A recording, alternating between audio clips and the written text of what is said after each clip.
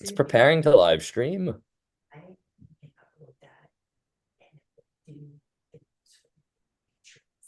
Ooh. Hey. Really want to learn AI. I do. It is. It's a, I mean, that's what it is. It's a virtual assistant. If you know. When I saw what it did to my description, I was like, I could have spent an hour and come up with that, but really, or 2 hours or whatever, but did I really want to? I mean, it did it in seconds. It's your time, the most valuable resource. And does it as well, if not better. I'm telling you, if you program it and work with it. He's smiling because I'm, yeah. Are we live? I hope not. No. We kind of are with the YouTube, but I want to do the intro going into the recording. Is that cool? Sure. All right. You ready to go? Ready to go live. All right. Hello, divine, beautiful souls. This is Energy Speaks Podcast with your host, Catriel. We are here for another beautiful episode, and we're bringing in the power of the Zodiac Energy Empowerment Series, also known as ZEES. We have a beautiful, divine soul in front of me. Her name is Jade Ritam. And I had this all set up, and now I messed it up. God. It's all right. You'll find it. Okay. I'm sorry. Just a description.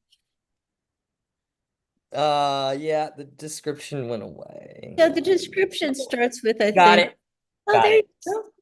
Jade Ritam. Glitches on Mercury retrograde day. Yay.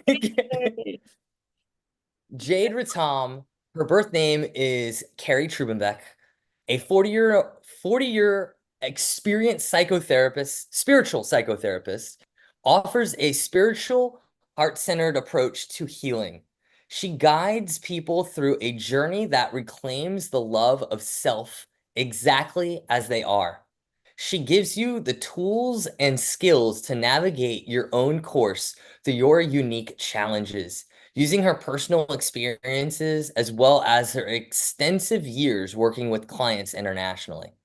If you'd like to reach out to her, you can do it through her YouTube channel that is under Jade Ritam at jaderitam.com. And it's the username is at Jade Ritam 222. And she has lots of beautiful tools for you, and we're gonna get down into the nitty-gritty on everything you have to offer. She's our practitioner for Gemini class, and we had such a beautiful class last season. And I want to talk with you about that, and also all the work you're doing right now with your YouTube channel and the podcast you've created. You said that you do it on Thursdays and the time is switching, correct? Yes, to 6 p.m. To 6 p.m. And it is called the Free Yourself with Free Mental Health. It's Free Yourself podcast with Jade Free Yourself podcast. Okay. Yeah. So I want to say thank you. Sorry, go ahead. You kind of brought two ideas in together, fancy.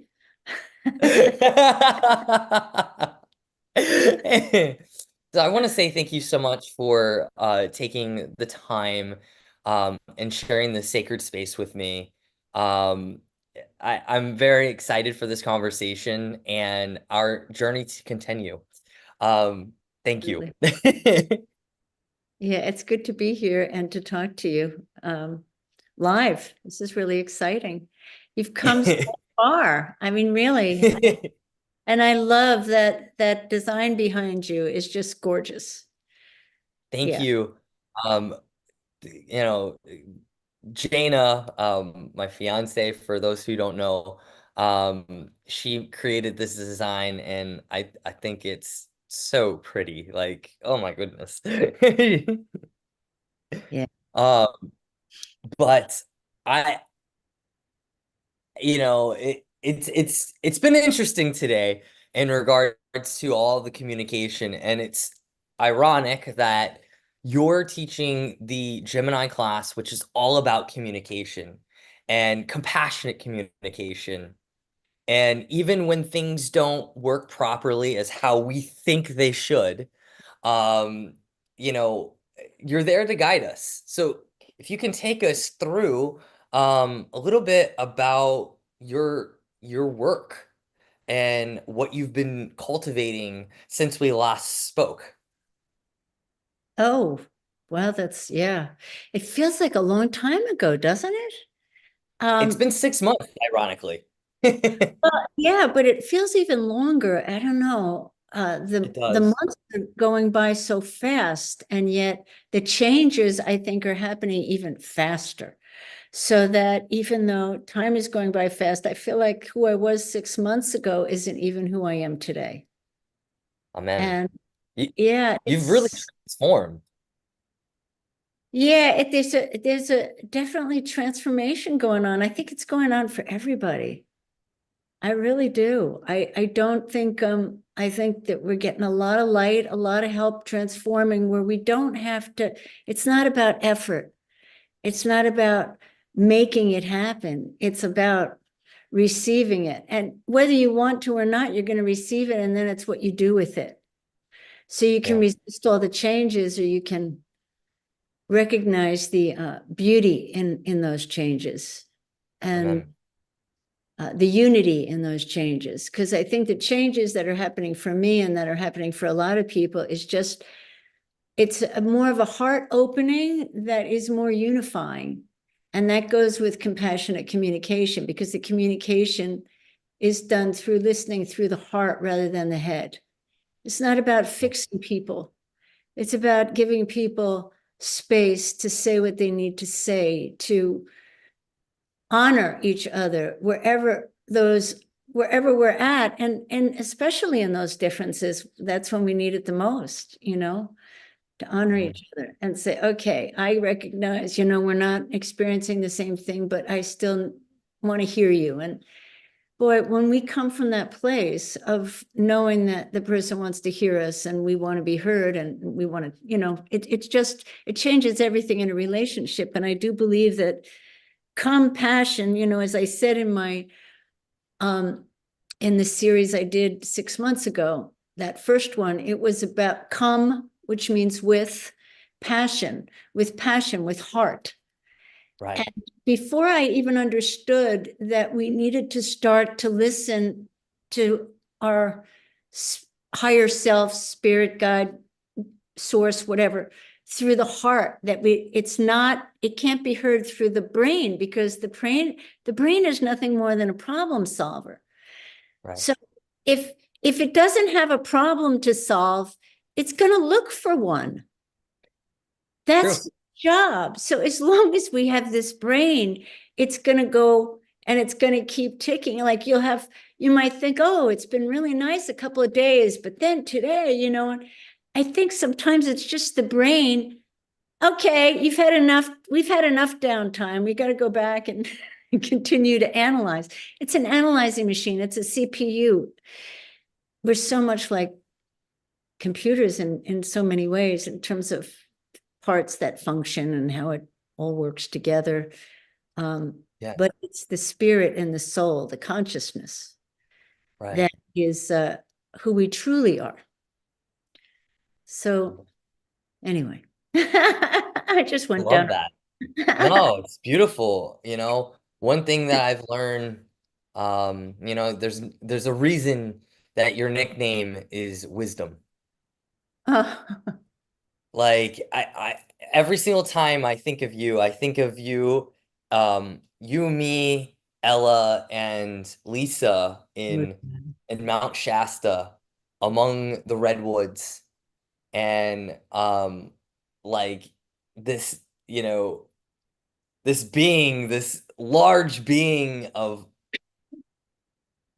information that's coming from, the ether.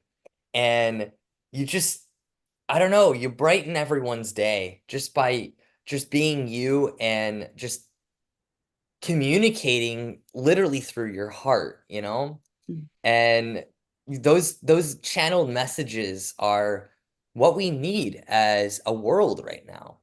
And I don't know, I'm being guided to do something if you're willing to play along.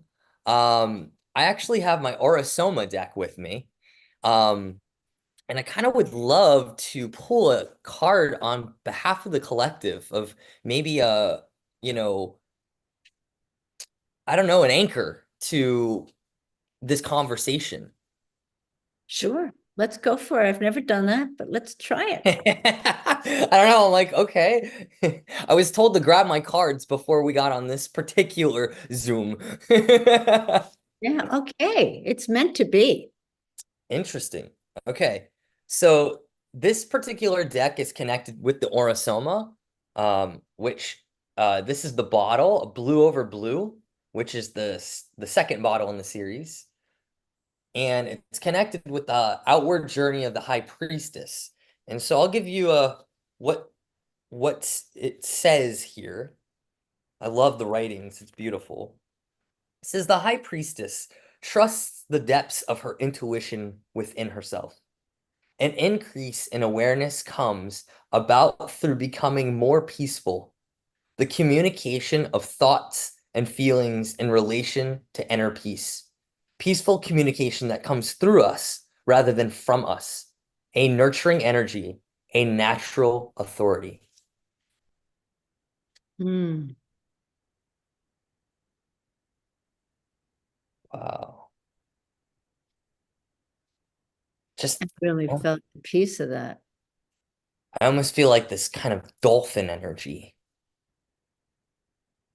Can you share more about what dolphin energy means to you? I don't know, there's like such a heart-centered energy having to do with like the playfulness with dolphins that feels very whole. And when I think of peace, I feel wholeness. And we can be free to be who we are. Yes, That's true peace to me. I love that. And it's so true. I remember being in Hawaii, swimming with the dolphins, and I hadn't been able to get close enough. And I was pretty far offshore without a life preserver or anything on. This was a this was not an organized group, but there I saw a woman out there riding a dolphin, literally on the back of the dolphin. They were clearly well-known friends and connected. So I swam out toward them, and there were other dolphins there, but I couldn't swim out and get close enough. They kept going further out. And I thought, well, I better head back. And then I remembered somebody had said, well, they use mental telepathy. And I really didn't believe in it at the time. We're talking about, oh gosh, 20 years ago. Wow. And all of a sudden, I thought, well, I'll try it. I have nothing to lose. I'll try it. I'll ask the dolphins to please come to me. And I was halfway back to shore. It must have been a quarter of a mile out. So out of nowhere, and I mean, within seconds, I no sooner thought it when it was like they came out, and I didn't even see where they came from. They came out of nowhere. They circled around me, and there was a mother and a baby underneath her, right underneath her, and they were right in front of my face. They Wow. circled. And I remember turning around in the water, like they formed a circle around me, and they stayed there until I told them until I thanked them and told them they could leave. Seriously. Wow. And it was all mental. I was underwater, so it was all Wow. telepathy. That honestly, with the changes that are happening right now, the shifts in consciousness and things like that, I really feel like that's the type of world we're moving into, Yes. where that telepathy is a huge gift that we all have. We just have to be willing to accept that gift and use it. And um, it's going to change and shift a lot because when you're in that state of consciousness to use telepathy, um, I don't know. It's so powerful, and I don't know. I feel it in my heart space, you know? And it's like, That's where spirit communicates. It communicates through the heart, not through the head. yeah, yeah, Yeah. truly. So when we're listening to our ego and it's in our head, I mean, when we're listening to our head, we're in our ego. It works both ways, I guess. But we're in our head when we're in our ego. But when we're in our heart, I think that's where we're connecting with source, higher self, soul, whatever it is. It's a different energy. It's Yeah, totally different. It's not that critic, that one that's talking to you all the time that makes you feel less than. absolutely. It's just even processing on like in regards to like communication and how like I mean we just worked for like the last hour trying to get this podcast to work, right? Right. But it was so strong. Like us, like whatever we're gonna talk about, like whatever this energy we're creating with each other right now was so powerful that it was like, you know what? This is effortless because we're just gonna we're gonna work through these little kinks and that message is gonna be that much more powerful, that connection that we can, that we're creating right now is just even more powerful because of that bond of love, essentially. You know? Yeah, I just thought that it was probably meant to be, and if it wasn't, it was going to be okay. But we were going to check out and try everything we could, and then we were going to let it go in peace, right? And then the last thing we did, whatever that was, anyway, we got us there, all three of us.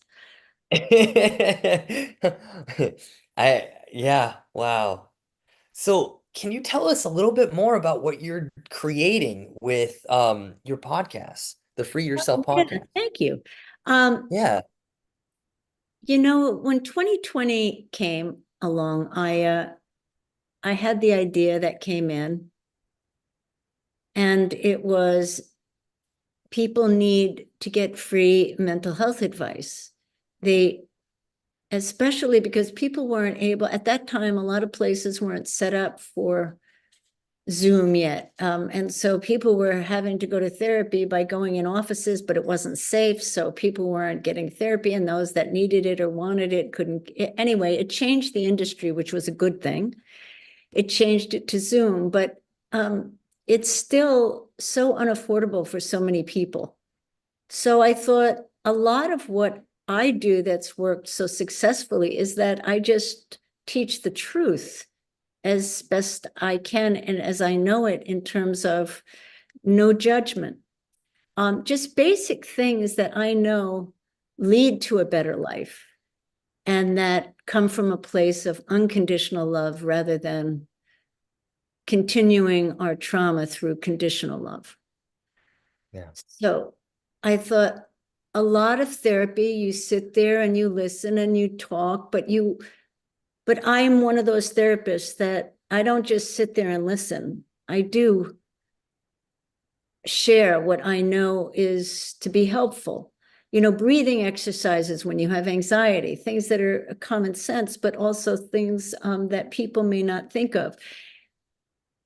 And so much of our society uses the medication only to solve it. It's the panacea. I'm going to pop a pill and my depression's going to be gone, or I'm going to pop a pill and my anxiety is going to be gone and I don't have to do anything. But then they either have to, at some point the drug wears off over time and doesn't have the same effects, and you're still going to have to do the work at some point. but the work is our freedom. It's the road to our very freedom. It's not, I like to call it plurk. I think we have to change that word. It has a very, work is not a friendly word. It's not a word that brings warm fuzzies, but plurk does, because we can take whatever we do and we can do some kind of positive twist on it. Like, I may just be like talking to strange people all day, but each one of those, we can see them as another God, another soul, another opportunity for spirit to connect. And then suddenly your job is much more interesting because of how you look at things. So if we shift our perception, we can make anything we do that feels like work, plurk. And if I can apply this year to doing my taxes, then I can apply this to anything. And so, because that is to me the bottom of the barrel, as far as like what work feels like to me. So, yeah. So Plurk? plurk, play, work is plurk. Okay. I thought you were saying play joy, work. Okay. If you wanted to say joy and work, it would be jork. But so it's plurk, right? Otherwise, it wouldn't work. Plurk for play and work, combining play with work. Somehow putting something. We take charge of our lives. We create what we want. So we have to consciously put the positive, put something positive into what we're doing. Otherwise, we just get into the lower vibrations, and that doesn't feel good. Yeah. So, but it's a constant choice. And that's how we create our lives, one little choice at a time, and doing things differently. And that's challenging because we really are so programmed. And it's uncomfortable to move outside our comfort zone. So, this is a challenging time, but it's really a time of sloughing off, of unshackling all the oppressive beliefs about ourselves and about humanity and about life, and to shed it and to find a better way to be heaven on earth, to give yourself permission, which society has never given us, to find our happiness, to have a life of joy. That's not what was pushed down our throats. It was to get a good job, make sure you have security, make sure you have good money and whatever. And it didn't matter how you got it. Everybody thought if you have a lot of money, you're successful. They didn't wonder about how you got it. Right. There's no ethics in it. It was crazy. Everything was built on a piece of paper. Can you imagine? I'm making this worth more than you. So now we're changing it. Now it's moving into the time of love. Yeah. And a time where the focus is more about, but it has to start with us. That self-love is the most important thing you can do in your life right now. And then it exudes to everybody else. It's like perfume. Put it on yourself first, and then everybody gets the benefit of it, or not if they're allergic, whatever. But but you know what I'm saying? It has to begin with us. Let there be peace on earth, and let it begin with me. If we have conflict in our minds, if we're not happy in here because we're at war with ourself or with other people that we dialogue with in our minds, how do we expect to have peace on earth? So it has to. Sorry, go ahead. Well, that's why it has to start with us stopping, ceasing, allowing our minds to rule our lives. And we have to start to rule our minds. We have to take charge of our minds, or our minds take charge of us. And when the minds take charge of us, it's really like giving your life over to your ego. Yeah. So we can do that and we'll survive and so on, but that's what it's good for. It's good for survival. It's not like you want to totally get rid of it. You just don't want it in the driver's seat. You want it in the car. You're not going to get rid of it. It's going to be a passenger. True. Right? But at least let it not be at the steering wheel. Right? I mean, there has to be some level of ego because it is part Right. of ourself, you know. Think Our so. hope is to become the winged ego, or I don't know, you know, like Ooh. to not have it in the passenger, you know. I'm sorry, not have it in the driver and have it as a passenger and have the heart bringing the ego up and saying, "Hey, there's a better way than trying to like always, you know, pick things apart and whatever only serves the self and things like that. We gotta expand that consciousness and I feel like that's why you know, we often talk about this new world we're going into um and I've always liked that thought process of Age of Aquarian, you know, the Age of Aquarius. And I think that's why I connect with the Zodiac so much, is because they have so much to teach us, these different energies. And when we grasp the concept, we can really change and shift ourselves in a whole new way, you know? And it makes it fun and playful, and everybody's on the same playing field, you know, helping each other. Like, and that's the game I want to create for myself. You know what I mean? I love it. The unity consciousness. The unity, it's really what, Master Jesus came to teach us about, but nobody was ready for it yet. Well, it's interesting you went there because I was gonna say, you know, some believe like this time is like the age of Mashiach. Mashiach literally means Messiah, you know? And I feel like no matter what your belief system is, you know, we have some version of what that looks like to us. And I feel like, you know, like from a Jewish perspective, when they say age of Mashiach, its literal description is age of Aquarius. And I'm just like, huh, Wow. interesting. Nice. That's very interesting. Yes. And as opposed to what, you know, we just walked through the age of Pisces that was more sacrificial, you know, Mm. sacrificing the self and yes, we had the concepts of compassion and things like that. But it was a very, very different energy, very different Yeah, it was. than this unity consciousness. Um, and you know, what you had said, like this a different perspective of the teachings of Jesus, you know? I find that, you know, like we're seeing other teachings than what like the Catholic Church or the church in itself was teaching. It's almost the exact opposite in a way, you know what I mean? Yeah. But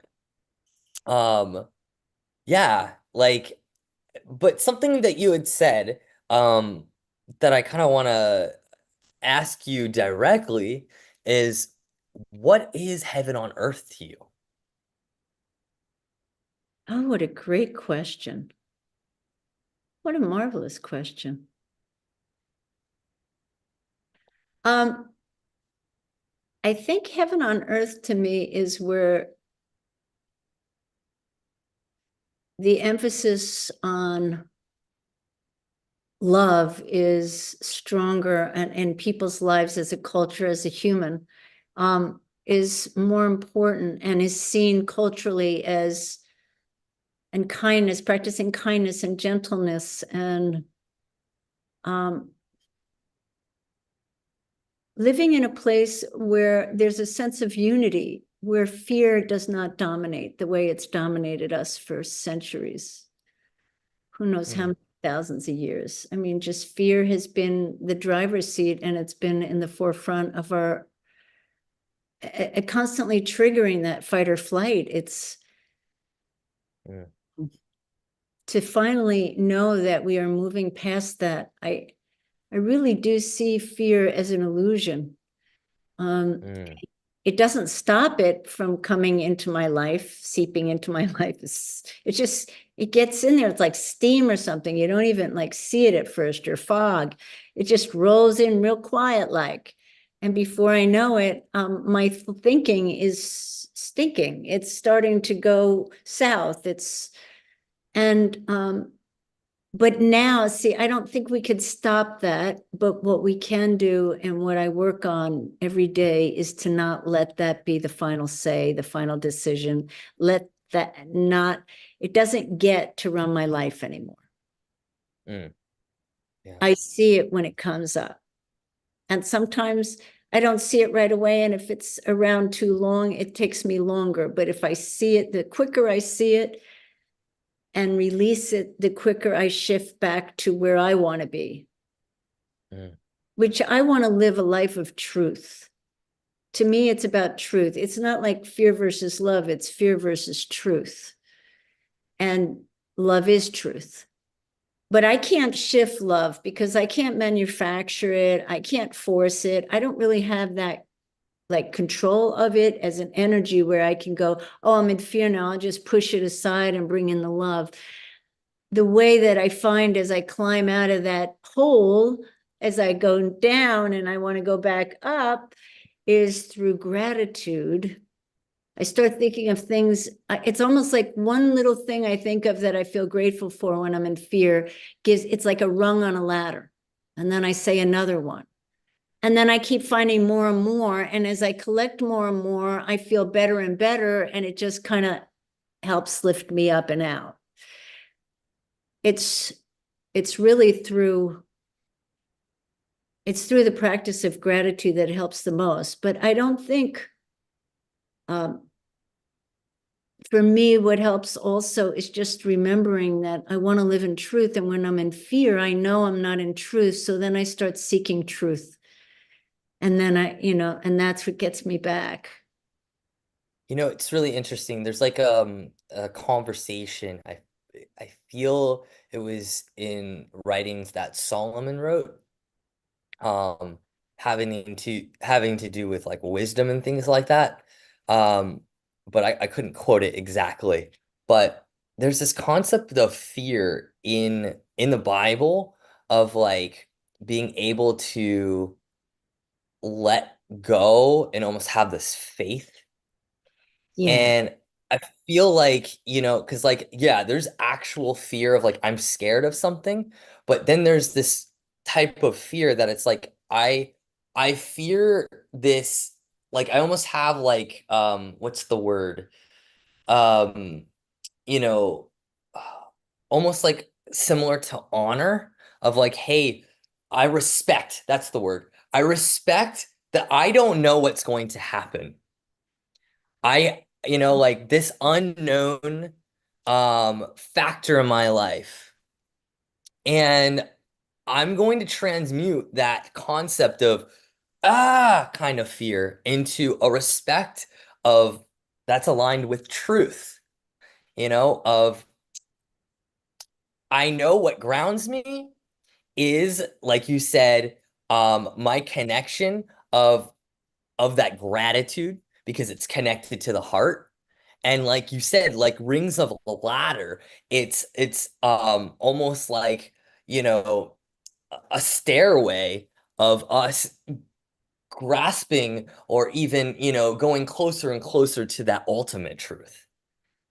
So like I find that super interesting. Like the English language, um, you know, only sees one tiny sliver of what even other languages, are painting a larger picture too.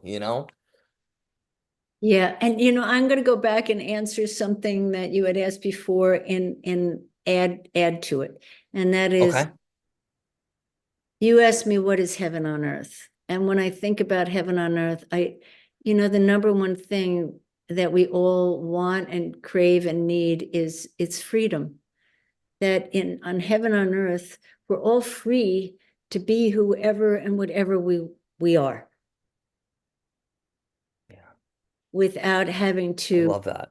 squeeze into others' ideas of who we should be, how we should act, like to be our authentic self. there has to be a dimension for us to be able to just be our authentic self.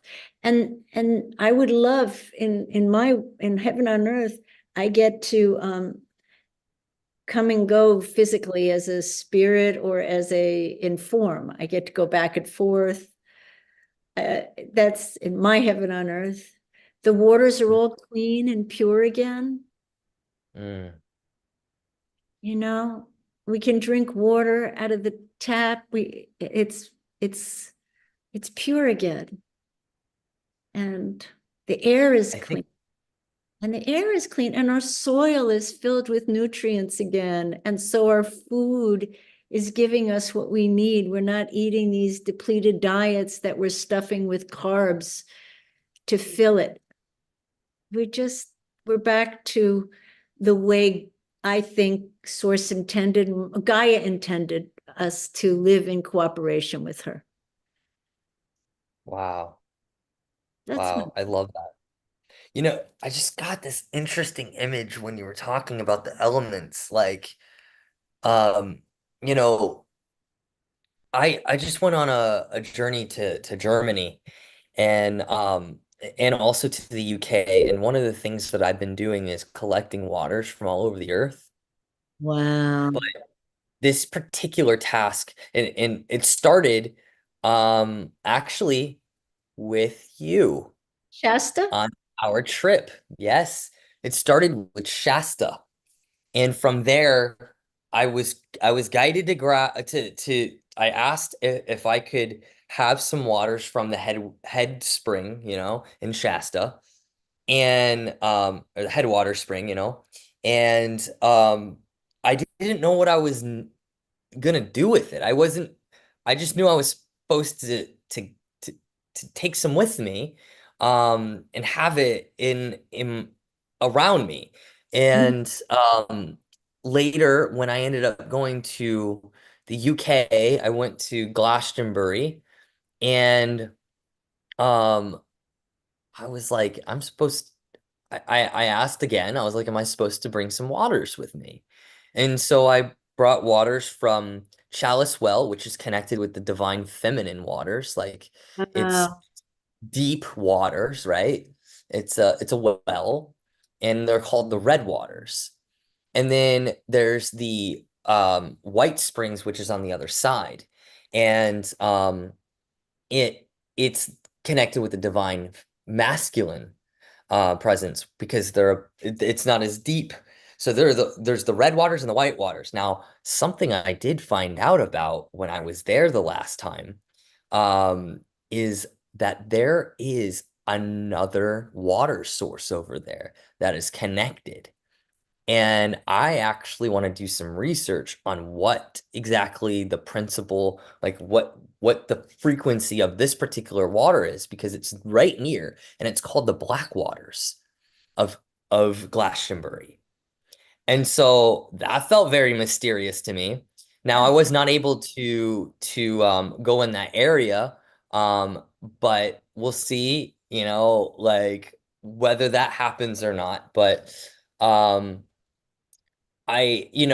been really connecting with these different frequencies. And on one of my journeys um, to Glastonbury, I met a couple at, like, those, like, like uh spirit fests, or like, where they have like a bunch of readers and different Oh, you mean things. like a psychic fair? Yeah, like a psychic fair. They have, I guess, that like every Saturday, and I was staying in town, and I don't, on Shabbat, I don't like do anything other than like be present. I don't buy anything or anything like that. But I walked in there because I wanted to just talk to people. That was the time where I could just fully like be present and not have to like think about, "Oh, I'm gonna get this," or I'm gonna, you know what I mean? There was just presence. And I met this one lady named Vivian, and we immediately connected. And because I saw she had water. And of course, the first thing I was thinking, I was like, I've been collecting waters. What is this water? Like, what? I'm so captivated by this water. And she says, Oh, my husband and I, we've been making Aquan water, which is like it goes through a certain frequency, a heart frequency, and they put, I believe, frankincense, myrrh, and gold infused in chalice water, I believe. I'm not sure if they put I don't know that they put the White Springs in there. I think it's just the Chalice Well. And I thought, oh, that's really interesting. I said, I feel like I'm gonna be doing something special with the waters I've been collecting all over the earth. And I felt like that was a key right there of me just recognizing the power of water, because water holds memory. And we're what we take in, like you said, this clean water, right? If we are taking in water that's like not of the best frequency, Right. like it's contaminated, with other things that should not be in our system, that memory is going to, get spread around. But these higher waters, these higher frequency waters that are connected with love, that can shatter all of that stuff, that can transmute all of that stuff. That's where we need to be like really keeping our focus on how can we clean up these waters. And then like when you were talking about the different elements, like how that really takes a huge piece. Like, so another little piece uh of that trip for me when I went, when I collected some waters and it was near the summer solstice. um I knew I was going to be going to Germany, where there's a lot of heavy energies, lots of heavy energies, Yeah. because of all of the stuff that happened on the land. And I just, I, I literally spoke to one of my friends who's a homeopath, and I said to her, I said, I need to go. I'm on a mission. I wasn't allowed to go on this Germany trip without coming to Glastonbury. There's a reason. And she says, a remedy. There's a remedy. And she says, I'm going to make you a remedy. And her homeopath teacher made a remedy and set it in, um, uh, what is it called? Totally just lost it. Stonehenge. Yes. Set that particular remedy in Stonehenge during the the summer solstice. Uh-huh. And there's druids doing rituals and things like that. I mean, and that's where the sun hits a specific point and you can see a specific thing within, you know, within Stonehenge from like that time of day. And so like you're talking about large transmutation energy. Wow. And I had just gone the day before. I took one of the remedies with me, and then I also took I was guided to put the waters that I had created. I have waters from Jerusalem, from Hezekiah's tunnel, the Gihon Springs. I have Serpent Mount. I have the two waters from Glastonbury, the white and the red, and Mount Shasta, all in one. Okay.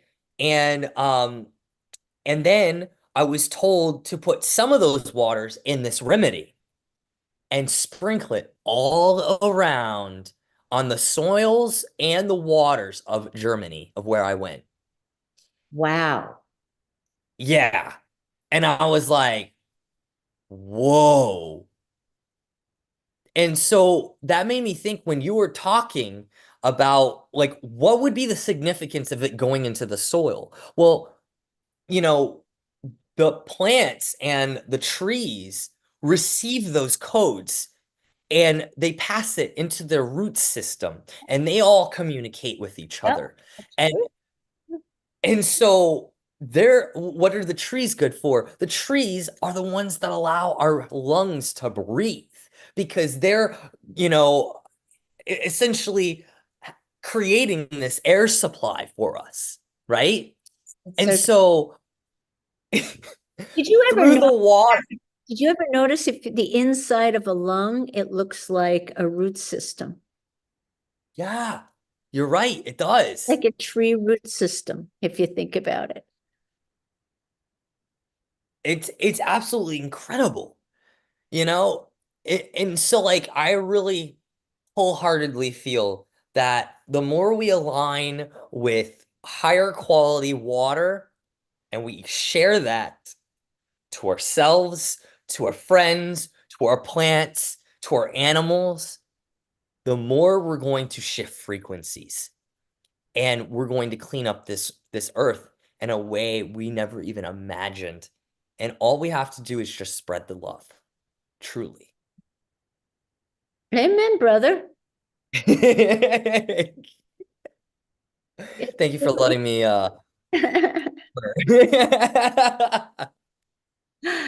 I love this. See, this is what I love. I like the dialogue. Yeah. Same here.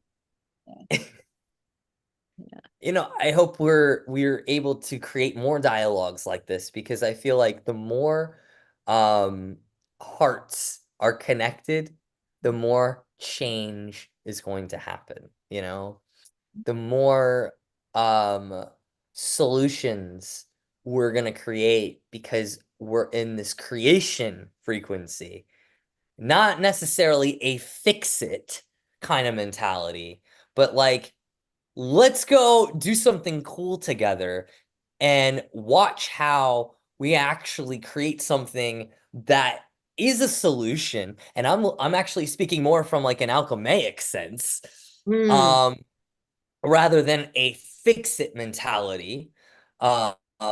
Because there's going to be a larger transmutation and heart connectedness with that, Mm-hmm. you know? Yeah, it's definitely, and it's a process. See, it's not, yeah, it really is about transformation and evolution. Yeah. Yeah. Yeah. Wow. So, what I want to ask in regards to our class coming up, um, what is our focus point going to be around? You know, I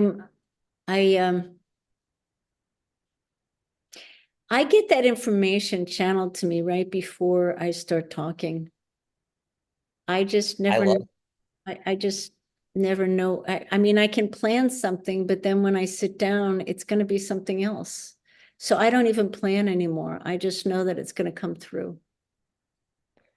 I'm glad I asked you that question because I feel like that particular explanation, um, wanted to be heard, wanted to be listened to, that we don't have to plan it all out. We just need to connect. That's it. It's just connecting. And if we stay in alignment with truth, we can feel it as it's moving through us. It's just very different from when our ego jumps in and starts to want to, take control or, I don't know, do something that's not authentically ourselves. And if you think about it, it's always connected to what we perceive or think other people are going to expect or want from us. That inability to be authentic has to do with, I won't meet the needs of the people that have these expectations of about how I should be and who I should be. And it's all related to that. So if we're willing to let the approval go, of course we want our loved ones to love us, but if we're willing to free ourselves from that chain, which is the need to feel to be secure in people's love for us, we have to let that go. They'll either love us or they won't. They'll either love us unconditionally or they won't. And we don't have control over that anyway. So we might as well be who we are. And people who don't like it will move away from you. People who do like you will support you. But in the end, at least you get to be who you really are as far as your awareness allows you, because that in itself is always changing, as we're becoming more and more aware of ourselves and integrating more of ourselves and expanding more of ourselves. It's changing who I am today. Like I said earlier, 6 months ago, it's changed. It It's has.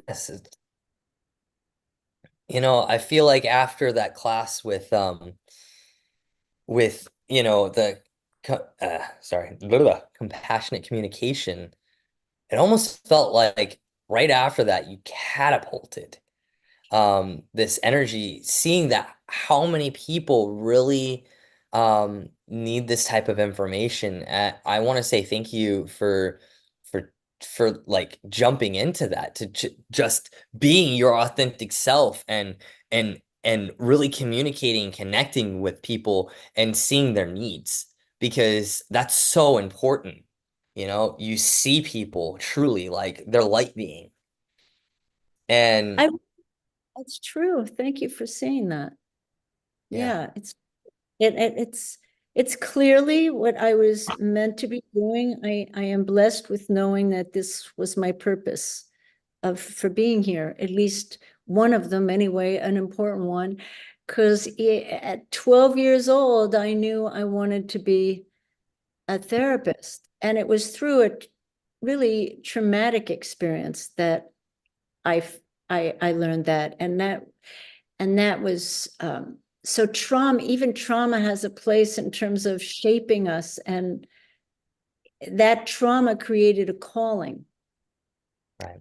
And it's interesting because my nephew, who was originally talking about maybe going into accounting, and then he hurt his knee badly. He had to have surgeries to fix it, and he hurt it in basketball. But after that, he started thinking maybe he wanted to go into the medical field. And I thought, see, we can take an accident, what we think is a tragedy, that turns our life and gives us purpose and meaning to our life that wasn't there before. So this Mm, is where like judgment, that's why we cannot judge, because we just don't have the big picture. We have an internal mm, picture in here, but I can't really know what's best for you. You have to figure that out. yeah. Yeah. So it's just, so this was my calling, and I'm so blessed to be able to do what I do. It's such a blessing. And for you to be able to do what you're doing, that's a blessing. I mean, whatever it is we're doing, if we recognize we're doing it from here, and because we put this in wherever we go, not because it has to fit in here, but this has to fit wherever we go, because otherwise our life is dictated by externals again. Yeah. Not that it ever is completely void of that, because being in a human body and form, you're going to deal with stuff outside of you, but it's our attitude. It's what we do with that. It's, Totally. it's never the thing. It's like you said, you turn something and you alchemize it through perspective and through a shift in energy and perception. Amen. Amen. Um, Before we start doing a transition out, I wanna talk about the Zodiac Energy Empowerment Series and why this energy is really important, a part of the entire system that's created here. Um, so I'm gonna kind of go through the model up until Gemini, if that makes sense, for our listeners out there. Good. So the Zodiac Energy Empowerment Series is a model that I have connected with, that Chris Witecki, he developed um, through a different cycle of looking at the astrology. It's more of astronumerology. So instead of the normal seasonal pattern, going from Aries to Taurus to Gemini and so on and so forth, we're actually looking at things from a 0, 1, 2, 3 kind of step-by-step process. And you see that in the degree points in a chart. So we look at Scorpio first, which is connected to the 0. So that 0 has a boundary, it has an outside, and it has an inside. And that outside is kind of like unorganized energy, which we can often just call chaos. It's just unorganized. Then you have that boundary of, can be perceived as, protective, a protection energy, or just a actual boundary to designate the outside energy from the inside energy. And that inside energy is that sacred space. It's something that you said, this area is the intention is this in this space. And so we start off with that Scorpio energy because we are creating a sacred space for our transformation, where we're specifically saying, hey, this is our intention, and this is the direction that I want to go. Because we don't have all the answers. But where we start to come into that process is going to degree point 1, which is aligning the heart with our intention. Because that's where it's at. And so that Leo energy is the heart energy. It is the creation energy. And we can identify what lights up our heart, what brings us bliss, and how can that really take me in the direction that I meant to go, and that it's an invitation to go a little bit deeper. So then we move into the Cancer energy, which is the 2. And that's all about feeling the soul's vibration. So we connect that heart and that soul together, the sun and the moon, that type of energy. And then we bring it into the 3, which is Sagittarius. And Sagittarius is all about our belief system. And so sometimes our story wants to get involved, and that can either make us or break us. But if we're starting from a place of the heart and love, and then we're bringing that into the soul, then the story that we create is expansive automatically. Mhm. Yes, we have to cultivate it. We have to pay attention to it. But as long as we're feeding that heart energy and that soul energy, we're naturally going to expand. And our beliefs are going to be like a child where anything is possible.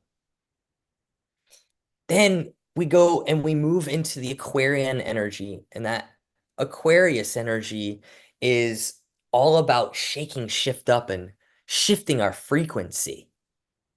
It's getting outside our comfort zone. And often that means we're expanding, like we went through that expansion energy with Sagittarius where we're exploring a little bit more, but now we're getting into waters where we don't know, we've never done it. It's a little scary. That's okay. It's just new. It's new. And it's new. And that's an invitation to also connect with a community, our friends in this process, share our ideas with others. And then we enter that Gemini energy.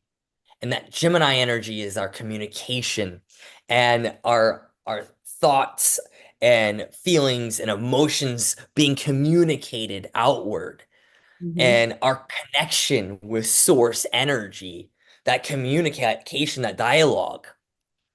And so, as you said before, being able to start with the self first is so important for our journey to be able to expand outward.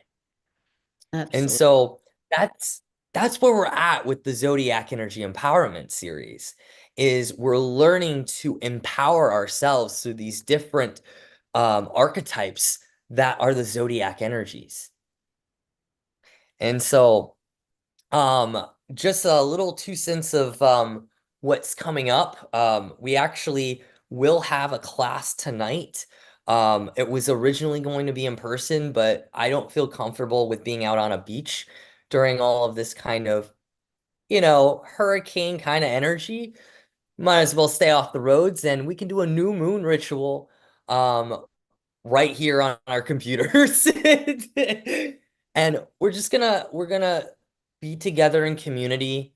And if someone would like the link, it's free. I just want to create a sacred space for us all to come together and really talk about the new moon energies and how that's affecting us and how we can create our intentions together with support from one another. And then next week we're going into Sagittarius, which is all about beliefs like we talked about, and we're gonna actually do a conversation around the tarot. And we have 2 online classes for that, a part 1 and part 2 with our practitioner roots. But before we completely leave the Zodiac Energy Empowerment Series dialogue, I want to share with you our class when it is. It's on Monday, August 26th from 7 to 9 p.m., God willing. And I just want to say thank you again, Jade, for being an incredible practitioner and leader in this community. And just thank you. Oh, thank you Seriously. so much. No, I thank you. It's mutual. That's what I love about this. It's a real give and take. Giving is receiving. And you gave me an opportunity to receive through giving. And so I thank you. Amen. And Yeah. how can people best reach you for those who may need a little bit more expansiveness from what I said in the beginning? Well, you can either, I will give out my number. You can either call me at 727-953-2250 for a private session. Or you can write to me. If you had just a quick question and I can answer it, I will. So you could send me an email at Jade Ritam, RITAM @jaderitam.com. Brilliant. Thank you so much for this time, not only just to connect with you, because you're so much fun, but just to connect with you Sure. and to just have this time to talk like this with each other from the heart. It always Amen. Always feels good. Always feels so expansive. Oh. Thank you so much. And I want to say thank you to our listeners and viewers. I will put Jade's information. We'll go back and fill in all of that, the blanks, on the YouTube. And if you like this episode, please um, subscribe, and share. One conversation being shared can change so many things. Someone's outlook on something, or just even improve a mood. Yeah.